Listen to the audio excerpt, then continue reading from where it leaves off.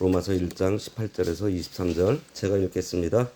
하나님의 진노가 불의로 진리를 막는 사람들의 모든 경건하지 않음과 불의에 대하여 하늘로부터 나타나느니 이는 하나님을 알만한 것이 그들 속에 보임이라. 하나님께서 이를 그들에게 보이셨느니라. 창세로부터 그의 보이지 아니하는 것들 곧 그의 영원하신 능력과 신성이 그가 만드신 만물에 분명히 보여 알려졌나니 그러므로 그들이 핑계하지 못할지니라. 하나님을 알되 하나님을 영화롭게도 아니하며 감사하지도 아니하고 오히려 그 생각이 허망하여지며 미련한 마음이 어두워졌나니 스스로 지혜 있다 하나 어리석게 되어 썩어지지 아니하는 하나님의 영광을 썩어질 사람과 새와 짐승과 기어다니는 동물 모양의 우상으로 바꾸었느니라. 오늘 말씀의 제목은 하나님의 진노의 정당성입니다. 그래서 오늘 말씀에서는 우리 인간의 지성의 타락을 얘기를 하고 우리 인간의 지성이 타락함으로 하나님 앞에 범죄한 얘기를 하고 있어요. 로마서의 주제라고 할 수 있는 복음의 그 위대함, 그리고 이신득이로 구원의 방법을 1절부터 17절까지 제시했던 바울은 17절에서 의인은 믿음으로 말미암아 살리라, 하박국서의 말씀이죠. 이것을 토대로 해서 자신이 이 말씀을 확신하는 이유에 대해서 앞으로 로마서 3장 20절까지 그것을 증거하고 있어요. 그런데 하나님의 전적인 은혜로 준비된 구원의 방법인 이신득이의 원리를 설명하던 그 앞절과 달리 로마서의 본론이 시작되는 오늘 본문에서는 인간의 타락한 본성과 죄의 상태를 자세히 서술하고 있습니다. 그 이유는 인간이 더 이상 창조 때의 온전한 그 상태를 회복하지 못할 정도로 죄에 빠져 있다는 것을 강조하면서 하나님으로부터 의롭다 여김을 받으려면 반드시 뭐로만? 믿음으로만 가능하다는 것을 설명하고 있어요. 이러한 본문에는 유대인의 죄를 논하기에 앞서 온 인류에 범람하는 다양한 죄, 또 그로 인한 타락상이 기술되어 있습니다. 특히 오늘 본문은 인류의 지성에 타락한 것에 대한 내용인데, 하나님께서 피조 세계를 통해서 자신을 충분히 인류들에게 계시를 해 주셨어요. 그런데 인류가 그것을 외면하고 도리어 경배의 대상을 우상으로 바꾼 그 사악함, 그리고 도덕적인 방종, 그것으로 인한 성적인 타락, 그리고 완고함에 이르는 모든 죄악들에 대해서 32절까지 쭉 언급되어 있습니다. 이렇듯 하나님을 외면하고 철저하게 죄 가운데 거하는 인간들에게 내린 하나님의 심판은 죄악된 상태 그대로 내버려 두는 것, 그걸 뭐라 그러죠? 유기하셨어요. 이것은 인간에 대한 하나님의 또 다른 측면의 저주이면서 형벌인 것입니다. 이처럼 죄로 똘똘 뭉쳐있던 인간 본성을 적나라하게 증거해주는 오늘 본문은 우리로 하여 구원에 관한 온전한 이해를 갖도록 도와주고 있어요. 즉 본문은 모든 사람이 죄를 범하였고 범죄에는 반드시 형벌이 따르기 마련이지만 예수께서 죄인들을 대신하여 저주와 죽음의 형벌을 받으셨으니 이로써 하나님의 공의도 충족이 되고 하나님의 사랑으로 인간을 구원하시는 목적도 달성되었다라는 것을 알려주고 있는 부분입니다. 18절부터 보면 하나님의 진노가 불의로 진리를 막는 사람들의 모든 경건하지 않음과 불의에 대하여 하늘로부터 나타나나니, 이제 바울은 본격적으로 교리를 전개하고 있는데요. 본절부터 32절까지는 인류의 만연한 죄악상에 대한 상세히 설명을 하고 있습니다. 서론에서 하나님의 진노, 인간들을 구원의 길로 인도하는 하나님의 의에 대해서 설명했던 사도 바울은 이제 본절에서는 인류의 그 불의에 대해 진노를 나타내시는 하나님의 거룩한 속성에 관해서 언급하고 있는 거예요. 여기에서 진노, 헬라어로 오르게라고 하는데 일반적으로 이거 분한 감정을 의미를 하고 있지만은 하나님께 이 진노라는 단어를 적용할 때에는 이 단어에는 악에 대해 공의를 나타내시는 하나님의 심판이라는 것을 우리가 알 수 있습니다. 불의로 진리를 막는 사람들의 모든 경건하지 않음과 불의에 대하여 그랬는데, 불의의 진리를 막는 사람, 여기서 진리는 19절 이하에서 나오는 하나님을 알게 하는 자연 계시를 말합니다. 하나님을 알만한 것이 사람 속에 보이는 것과 하나님을 알만한 것이 만물에 분명히 나타나 있음에도 불구하고 부패해서 미련한 인생이 지식을 바르게 갖지 못하고 오히려 불의로 진리가 막혀 경건치 않음, 그리고 불의한 길로 나아가 하나님의 진로를 사게 되었다라는 거예요. 하나님에 대한 신관이 바로 되지 못하기 때문에 불의로 참된 진리를 거스르게 되는 것입니다. 이 거스린다라는 말이 영어로 하면은 그 번역을 하면 무시한다라는 얘기예요. 무시. 패스해버린다라는 거죠. 그로 말미암아 다시 경건치 않고 불의한 길로 나아가 하나님의 진노를 받게 된다는 거예요. 따라서 하나님을 아는 바른 지식을 가지고 있어야 됩니다. 그리고 하나님의 진노를 맛볼 사람들의 죄악성이 경건치 않음과 불의로 나타나고 있다 그랬어요. 여기서 경건치 않다라는 것, 이것은 하나님에 대한 종교적인 범죄이고, 그리고 불의는 인간 상호간에 발생하게 되는 도덕적인 범죄들로 둘 다 하나님의 진노의 원인이 돼요. 이러한 죄악의 양상들에 대해서 이제 19절에서 보도록 하고요. 하늘로부터 나타난다 그랬는데, 이 하늘에서 나타난다는 이 표현은 인간에게 주어지는 모든 심판의 결과가 전부 하나님께 있다는 것을 밝히 보여주고 있어요. 한편 본문에서 나타난다라는 아포칼립테타이, 이거는 현재형인데 이 진노가 나타나는 때를 우리가 전적으로 종말론적으로만 볼 수 없다라는 거죠. 하나님의 심판은 최종적으로 말일에 예수님께서 재림하실 그때 이루어질 것이지만은 우리가 살아가는 데서 심판 받습니까? 안 받습니까? 징계 받습니까? 안 받습니까? 현재 진행형으로 하나님의 이 진노는 우리들에게도 지금 내려주고 있다라는 거예요. 19절에 보면 이는 하나님을 알만한 것이 그들 속에 보임이라 하나님께서 이를 그들에게 보이셨느니라. 이거는 앞에 나오는 하나님의 진노의 원인에 대한 설명을 지금 암시해 주고 있어요. 즉 하나님께서는 모든 인간으로 하여 하나님을 알 수 있게 했는데 인간은 이거를 묵살해 버린 거예요. 아까 거스른다 그랬잖아요. 무시해 버리는 거예요. 여기서 하나님을 알만한 것, 이것을 직역을 하면은 하나님의 알려진 것입니다. 하나님의 알려진 것이라는 의미는 뭐예요? 알 수 있다라는 거예요. 모든 사람들의 마음속에는 하나님에 관한 기본적인 신에 대한 인식이 있습니다. 혹은 종교심을 가지고 있어요. 여기서 또한 보임이라에 해당하는 이 파네론, 이건 아까 얘기한 아포칼립토와 비슷한 뜻인데 애매하던 것이 분명해지는 것을 뜻해요. 이처럼 창조주이신 하나님은 인간의 양심이나 자연의 법칙, 그리고 일반 계시를 통해서 하나님 자신이 알려지도록 이미 우리들에게 배려를 해주신 것입니다. 하지만 문제는 인간이 스스로의 죄악으로 인해서 그 알려진 계시의 빛을 이해하지 못하는 불행 가운데 머물러 있다라는 거예요. 20절에 보면 창세로부터 그의 보이지 아니하는 것들, 곧 그의 영원하신 능력과 신성이 그가 만드신 만물에 분명히 보여 알려졌나니 그러므로 그들이 핑계하지 못할지니라. 20절은 19절에 나오는 이를 그들에게 보이셨느니라에 대한 보다 장세한 설명이에요. 즉 인간이 특별 계시를 통하지 않고서는 하나님에 대한 기본적인 지식을 가질 수가 있어요. 자연 계시를 통해서. 창세로부터 직역하면은 세계의 창조 이래로라는 뜻이에요. 그의 보이지 아니하는 것들, 곧 그의 영원하신 능력과 신성이 그가 만드신 만물에 분명히 보여져 알려졌나니. 하나님은 영이시기 때문에 보이지도 않고 당연히 우리가 볼 수가 없습니다. 그러나 순수한 영혼을 가지고 만물을 보게 되면 보이지 않는 하나님의 그 능력과 신성을 우리가 볼 수가 있는데 이것이 무엇이에요? 자연계시예요. 자연 만물에 하나님의 지혜와 능력과 지식과 사랑과 진실하심이 다 나타나 있는데 우리 사람이 범죄하여 어두워짐으로 그것을 알아보지 못하게 된 거예요. 하지만 예수 그리스도의 피로 말미암아 새로 중생한 영혼은 회복이 되어 그것을 다시 볼 수 있게 되었습니다. 그러므로 중생한 성도가 만물을 볼 때에 하나님의 질서를 발견하게 되고 감탄하게 마지 않을 수가 없는 거예요.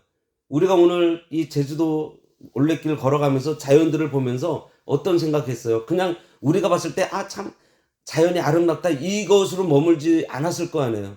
참 하나님께서 이 세상을 너무나 아름답게 지으셨구나. 이거는 중생했기 때문에 하나님에 대한 하나님의 능력, 그분이 하시는 그 일에 대해서 우리가 느낀다라는 거죠. 그 다음에 그러므로 저희가 핑계하지 못할지니라. 하나님께서 우리 사람들로 하여금 만물을 보고 하나님을 알 수 있게 해 놓으셨고 사람 속에 영혼과 이성을 주셔서 보이지 않는 하나님을 알게 해주셨는데 사람들이 하나님을 알지 못해요 섬기지도 않았다고 하더라도 하나님 앞에서 핑계하지 못할 것이라는 거죠. 하나님의 심판대 앞에서는 더욱더 핑계할 수 없다는 것입니다. 하지만 성도는 자연을 바라보면서 분명하게 하나님께서 역사하신다라는 것을 볼 수 있어요. 정교하게 맞춰져 돌아가는 자연을 보면서 하나님의 그 능력, 그 하나님의 신성을 인정하지 않을 수 없는 것입니다. 자연의 질서가 저절로 생겼다라고 하는 주장 같은 것은 마치 요만한 통 속에다가 시계 부속품들을 다 집어넣고서요 막 흔들어가지고 딱 꺼냈더니 시계가 만들어져 있어요. 그랬다라고 주장하는 거랑 똑같은 거예요. 21절에 보면 하나님을 알되 하나님을 영화롭게도 아니하며 감사하지도 아니하고 오히려 그 생각이 허망하여지며 미련한 마음이 어두워졌나니. 인간은 죄로 인해서 하나님과 단절됨으로 그 생각이 허망해졌습니다. 그래서 빛이며 지혜이시며 모든 것의 근본이신 하나님을 떠났기 때문에 마음이 미련해지고 어두워져서 하나님을 영화롭게 하지도 못하고 감사하지도 못하게 되므로 그것들을 채우기 위해서 뭐를 만들어요? 우상을 만들어서 그것이 하나님이라고 하고 섬기는 것입니다. 결국은 우리가 하나님을 떠났기 때문에 하나님을 떠난 원인이 뭐죠? 죄. 결국 우리 인생은 이 죄의 문제가 해결되지 않고서는 우리가 하나님을 알 수가 없는 것입니다. 그래서 그들이 하나님을 알려고 해도 하나님을 알지 못하고 하나님을 찾으려고 하지만 바로 찾지 못하게 되는 거예요. 하나님에 대한 지식이 없으니까. 그래서 뭐를 만들어요? 우상을 만들게 되었다는 거예요. 하나님을 바로 알고 발견한 사람은 먼저 자신의 근본을 발견하게 됩니다. 그래서 하나님 앞에 무릎을 꿇을 수밖에 없음을 깨닫고 그 이후로 하나님께 영광 돌리고 하나님께 감사하고 하나님의 말씀을 순종하면서 살게 되는 거예요. 따라서 하나님을 먼저 바로 알고 발견해야만 하나님을 영화롭게 하고 하나님을 기쁘시게 하는 삶을 살아가게 돼요. 보세요. 하나님을 알지 못하는데 어떻게 하나님을 영화롭게 하고 하나님을 어떻게 기쁘게 해드릴 수가 있겠어요? 이 원리는요. 지금은 전 인류에 대한 죄악상을 지금 여기서 얘기를 하고 있지만은 우리 구원받은 성도들에게도 이게 해당이 돼요. 그래서 우리 성도들이 하나님께서 계시해 주신 특별계시, 이 진리의 말씀에 지식이 약하면은 하나님을 우리가 바로 섬기고 하나님을 영화롭게 해드리는 일, 또 하나님께 감사하는 삶, 이것을 우리가 잘 못한다라는 거죠. 거기에 부족함이 있다라는 거예요. 그러니 하나님을 알아가는 지식으로 우리가 늘 채워지기를 힘쓰고 이를 위해서 하나님께 늘 구해야 되는 거예요. 22절에서 23절에 보면 스스로 지혜 있다 하나 어리석게 되어 썩어지지 아니하는 하나님의 영광을 썩어질 사람과 새와 짐승과 기어다니는 동물 모양의 우상으로 바꾸었느니라. 스스로 지혜 있다 하나 어리석게 되어. 참 이 말씀은 성경에 여러 곳에 나옵니다. 당시 헬라 문화권에서는 지혜는 최고의 가치로 평가되어 있어요. 헬라어로 지혜가 뭔지 아세요? 네, 소피아입니다. 소피아. 지혜예요. 하지만 이 지혜는 하나님에 대한 진리에 대해서는 전혀 깨달음이 없는 어떤 세상의 지혜로 하나님의 관점에서는 허망하고 어리석을 뿐이에요. 뿐만 아니라 이러한 지혜는 스스로 교만하게 만들어서 참된 신적 지혜에 대해 추구하는 마음을 갖지 못하도록 이게 오히려 막습니다. 그래서 더 큰 우둔함에 빠져서 자기 스스로 자기 꾀에 빠지게 되는 그러한 결과를 낳아요. 우리가 새벽 예배 시간에 이사야서를 보는데 하나님께서 이스라엘 백성을 가나안 땅에 보내서 아주 좋은 조건을 만들고 극상품 포도나무를 심어서 좋은 열매를 맺으라고 심어놨는데 이들이 들포도를 맺었다 그랬습니다. 죄악이 나오는데요. 그 중에 하나가 뭐냐면은 스스로 지혜롭게 했다 그랬습니다. 스스로 지혜롭게. 하나님께 대한 바른 신권이 없는 지혜는요. 아무리 지혜롭다고 해도 하나님 앞에서는 미련한 지혜입니다. 고린도전서 3장 19절에서 20절 한번 읽어주실래요? 이 세상 지혜는 하나님께 어리석은 것이니 기록된 바 하나님은 지혜 있는 자들로 하여금 자기 꾀에 빠지게 하시느니라 하였고 또 주께서 지혜 있는 자들의 생각을 헛것으로 아신다 하셨느니라. 예, 성도가 범죄할 때 가장 먼저 오는 징계는 하나님과 멀어지는 것이고요. 영적 교통이 끊어지고 심령이 우둔해집니다. 성경에 나오는 인물 중에 사울왕이 처음에는 하나님의 감동이 풍성했지만 그가 교만하여 하나님을 순종하지 않으므로 하나님과 제일 처음에 뭐가 됐어요? 교통이 끊어졌어요. 그래서 아무리 기도해도 응답이 없고 제사를 드려도 하나님이 받지 않으시니까 나중에 어떻게 해요? 신접한 여인을 찾아가게 이릅니다. 사울이 전에는 신접한 자들을 다 죽이도록 명령했던 사람인데 이제는 자신이 무당에게 찾아가 자기의 앞니를 물어볼 만큼 답답하고 캄캄한 자리에 들어가게 된 거예요. 이렇게 캄캄하고 어리석은 자리에 있었기 때문에 마귀의 속임수에 빠져 땅에서 올라온 사무엘의 그 형상이 실제인 줄 믿고 그 마귀의 말을 듣게 되고 나중에 하나님의 징계를 받아 비참하게 죽게 됩니다. 다음에 썩어지지 아니하는 하나님의 영광을 썩어질 사랑과 새와 짐승과 기어다니는 동물 모양의 우상으로 바꾸었다 그랬습니다. 하나님을 떠나면 그 다음에 우리들에게 들어오는 게 우상입니다. 만물의 창조주이시고 인간의 생사화복을 주장하시는 영광의 하나님 대신에 짐승과 버러지 형상의 우상을 섬기게 돼요. 우상 숭배는 하나님을 떠나 우둔해진 인생이 무엇인가 절대자를 찾는 과정에서 하나님을 모르니까, 정확하게 모르니까 어리석게도 인간의 그 어리석은 지식으로 피조물의 형상을 만들어 놓은 것이 우상이에요. 하나님을 떠난 인생은 동서고금에 모두 우상 숭배를 했습니다. 우리는 우상 숭배하는 자들을 볼 때 참 저들이 영적으로 무지한 자로 보아서 좀 불쌍히 여기는 마음을 가져야 됩니다. 그래서 그들을 그 자리에서 우리가 건져내야 되지 않겠어요? 이 우상의 형태가 되게 다양하게 나타나요. 돌, 제주도도 굉장히 그 우상이 많은 그러한 곳인데 보통 바닷가, 이 섬 지역은 우상이 많다 그러더라고요. 뭐 나무 혹은 금은 뭐 등으로 막 형상을 만들어 놓고 섬기기도 하고 또 자연 만물을 뭐 태양을 섬긴다든지 뭐 달을 섬긴다든지 그리고 사람, 돈, 명예, 권력 또 세상 나라나 어떠한 또 단체가 또 우상이 될 수도 있습니다. 저 같은 경우는 축구팀이 우상이 된 적도 있어요.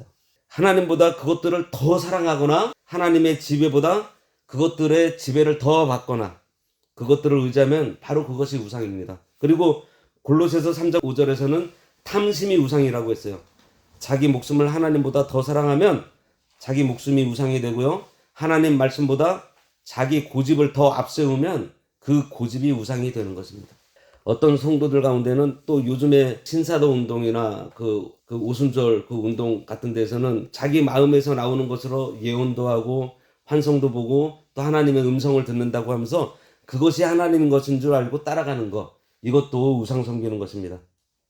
왜냐하면 그들은 하나님께서 온 것이 아니고 자기 주관적인 감정에서 나왔기 때문에요. 오늘 본문에서 바울은 하나님께서 사람에게 양심과 영혼을 줘서 하나님을 알게 했지만 인간이 죄를 범하여 하나님을 떠났기 때문에 그 생각과 마음이 미련하고 어두워져서 하나님을 알려고 해도 알지 못하고 찾으려 하지만 찾지 못해 결국은 세상에 썩어질 것으로 우상을 만들어 하나님을 알고 섬기는 인간의 모습을 설파하면서 하나님께서 진노할 수밖에 없는 이유를 지금 설명하고 있습니다. 그러면서 이제 다음 시간은 그 하나님께서 그 진노하신 결과가 어떠한지를 살펴볼 텐데요. 이제 바울이 이 로마서를 이게 진행을 하면서 왜 믿어야 되는지, 믿음이 무엇인지를 참 우리의 죄 문제부터 하나씩 꺼내가면서 잘 설명해 주는 것 같아요. 그래서 다음 시간에는 하나님의 진노의 결과가 어떠한지 살펴보도록 하겠습니다. 기도하겠습니다. 하나님 아버지, 하나님께서는 우리들로 하여 하나님을 알 수 있도록 많은 것들을 저희들에게 보여주셨는데 저희들의 죄로 눈이 어두워지고 심령이 어두워져서 하나님을 발견하지 못하고 또 그러한 하나님을 찾는다 하지만 우리들의 잘못된 지혜로 우상을 만들어 섬기는 그러한 자리에 있었지만 하나님께서 예수 그리스도를 저희들에게 보내주셔서 그를 믿음으로 말미암아 저희들의 영이 살고 또 저희들의 눈이 뜨여져서 이제는 하나님께서 일반적으로 계시해 주신 그 모든 사물을 통해서 사건들을 통해서 하나님을 알게 해주시니 참으로 감사합니다. 하나님 아버지, 우리가 늘 하나님을 알아가는 지식을 쌓아나가고 바르게 하나님을 알아서 하나님을 순종하며 하나님께 감사하며 하나님께 영광을 돌리는 데에 부족함이 없는 저희들 되도록 도와주시옵소서. 오늘 또 이렇게 멀리서 귀한 형제자매를 보내주셔서 함께 예배하게 하여 주신 감사합니다. 하나님, 이들이 이곳에 있는 동안에 또 여행 중에 안전하게 지켜주시고 그 기간 동안에도 이 자연을 보면서 우리 하나님을 풍성하게 누리며 돌아갈 수 있도록 인도하여 주시옵소서. 예수님의 이름으로 기도드리옵나이다. 아멘.